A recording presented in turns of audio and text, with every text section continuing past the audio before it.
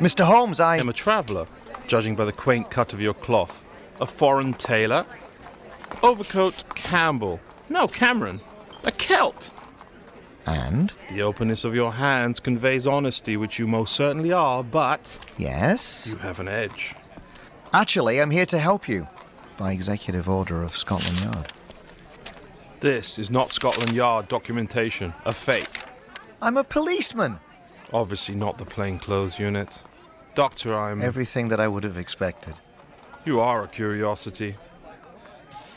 You may accompany me. I'm short a companion.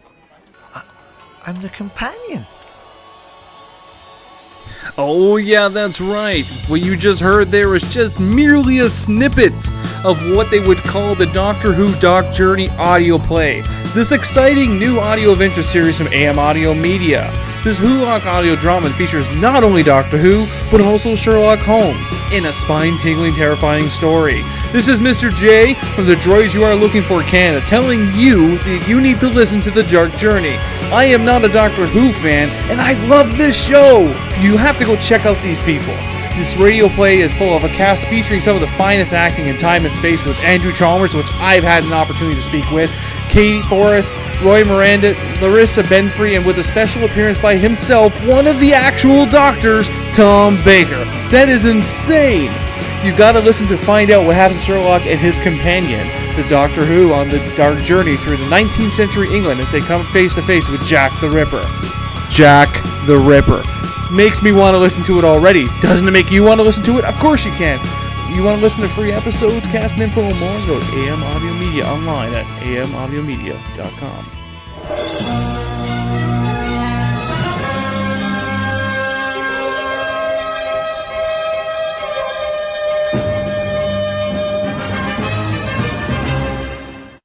Welcome to the news. That's right, Mr. J is here for your weekly update.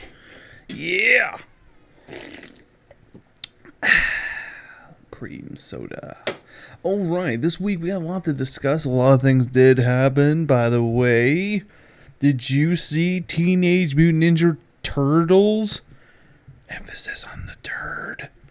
Yeah. If you haven't, please check out a review from last night that was posted by myself, the Mountain Man, and himself, Brian. Everyone loves Brian. I don't even know about that. But anyways, check it out. With that said, we got a lot of news. And this week, this is where we're going to start. We're going to start with Sylvester Stallone. That's right. Yo. Yeah. Yo. Fucking, this is horse shit. So, is this man not broke? Is he broke? I have to ask. Is he have no money? Is he, or is he gonna be one of those people that just won't fucking retire? Where you're just like to yourself, I really would like to move up in this company I work for. Nope.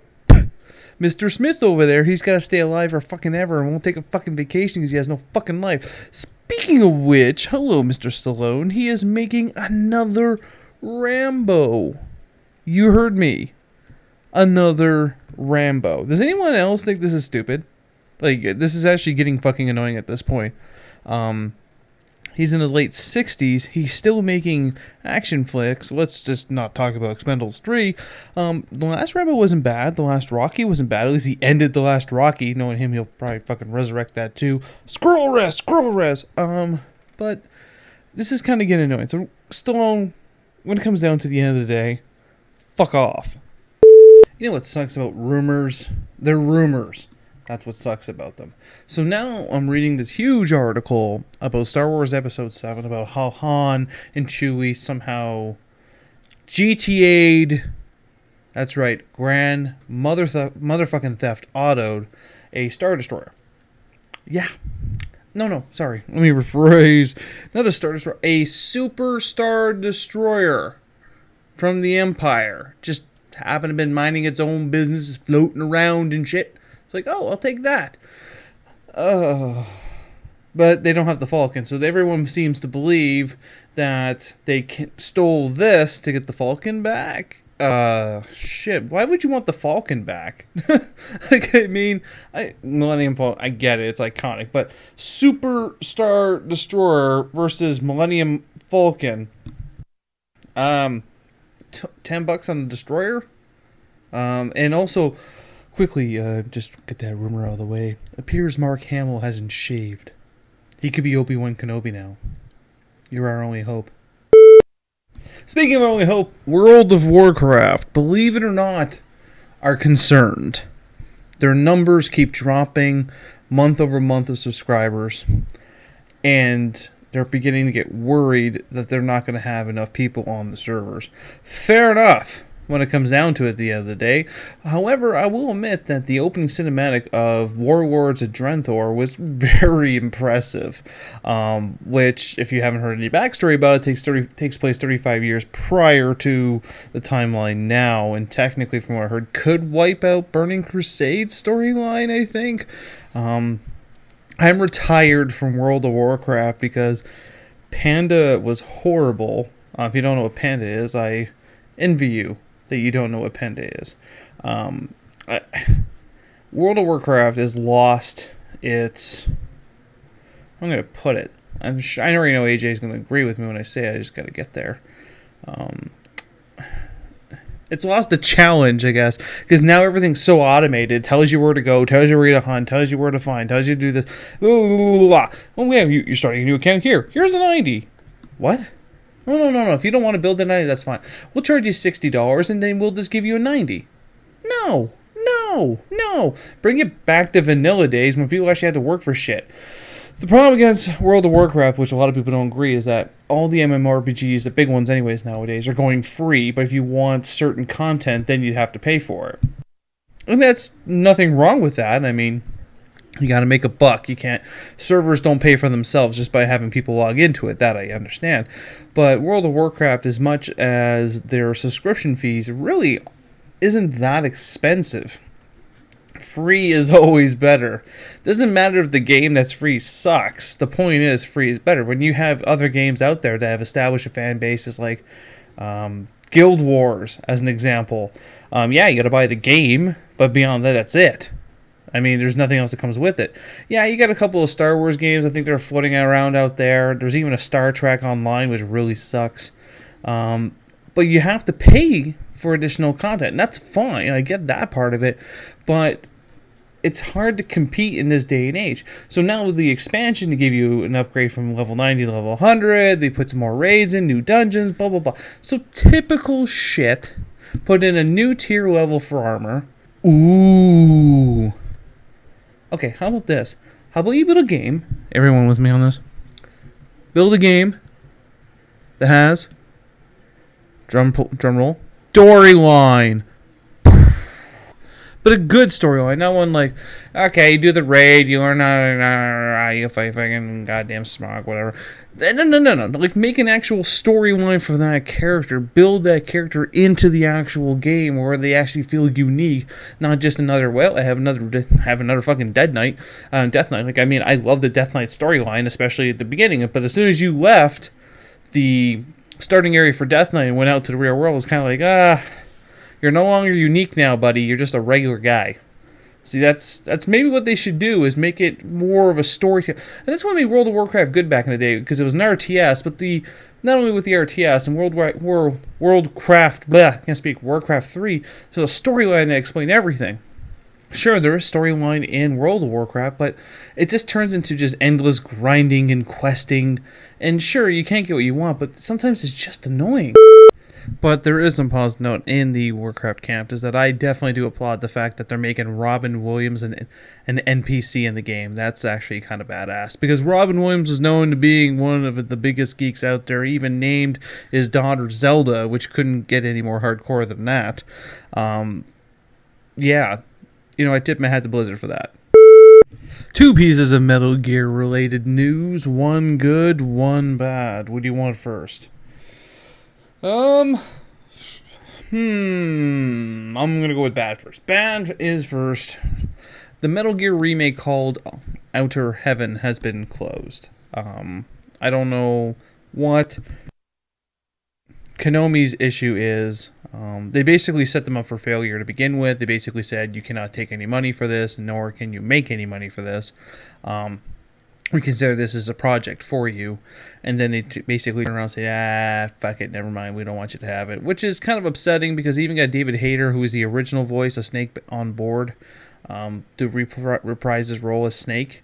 I mean, that's kind of what pissed me off, is the fact that to have such a good background as a remake with David Hayter on board, which could have made them a lot of money. There's a lot of people who are diehard Metal Gear fans, and if you played your cards right, especially with the launch of Metal Gear Solid 5 Phantom Pain, you can make a lot of money, but apparently Konami doesn't want to.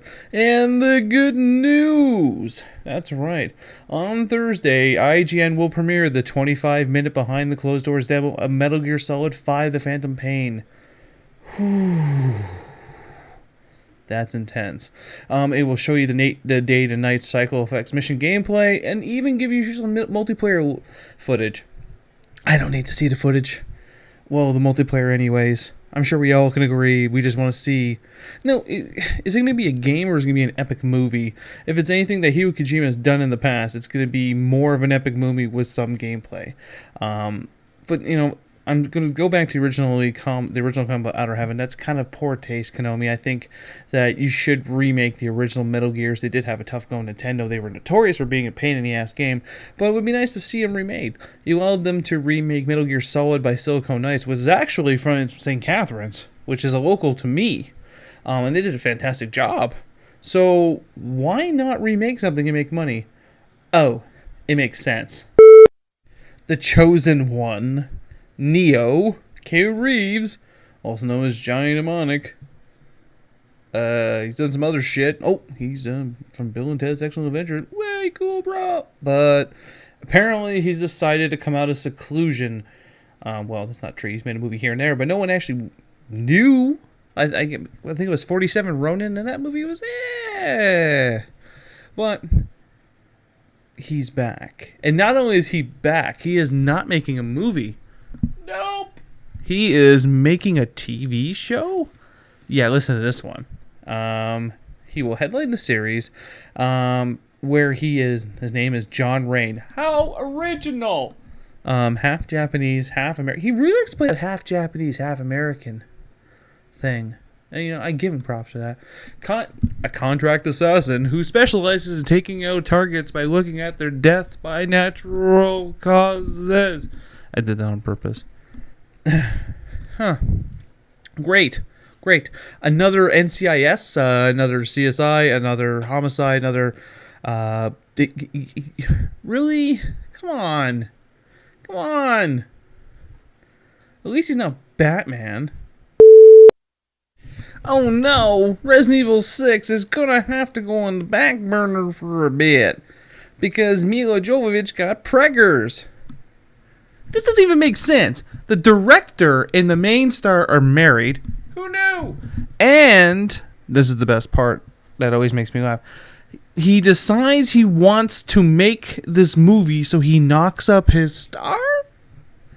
Yes, that was a question mark. The sound was question mark. So, which head was he thinking with, you think?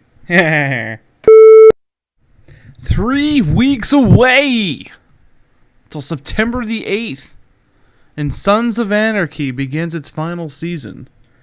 This is not really geek related, but we're all Sons of Anarchy fans, except for the Mountain Man.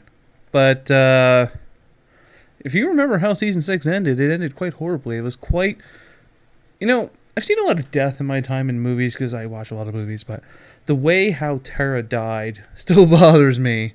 However, without giving that away, if you haven't watched it, you should start binge watching it now. But what I'm worried about in season 7 is what's going to happen. And from what it's being told right now is that Kurt Sutter has perfectly come out and said he's going to be killing a lot. A lot of the major characters are not making out of the season, which is fair enough because, it's a biker gang TV show. It was doomed to happen sooner or later that everyone was going to get murdered. We get that. But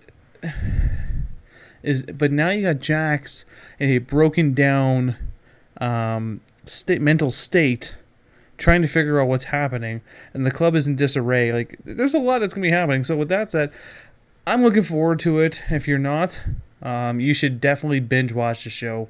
I'll tell you right now, I have a feeling that this is going to try and break the Game of Thrones kill count. And with that said, that is the news. It is over. You can stop listening now. Unless you don't want to. Like, you can still listen if you want. Like, I'm just going to go make a sandwich. I'm going to record myself eating it. If you want. No, I get a little bit gun shy. I'm eating and recording, so I won't do that. So with that said, that is it. There will be another review this week. That's right. I will do the actual audio recording of Batman Assault on Arkham, which has been out now for a week. Review, well, the text one has been up for a few weeks. Need to put an actual Podbean one up. And I'm sure there is more reviews coming. A lot of exciting things coming up, especially Fan Expo. That's right. The Droids have a media pass. I'm sure I said this before, but I'll say it again. August 31st, look for us. We'll be there. You also see our friends there. That Joker guy will be there. Space Moose Entertainment will be there. And of course, amaudiomedia.com, home of the Doctor Who Dark Journey, will be there as well with the booth with bells and whistles on. So with that said, enjoy your chimichanga.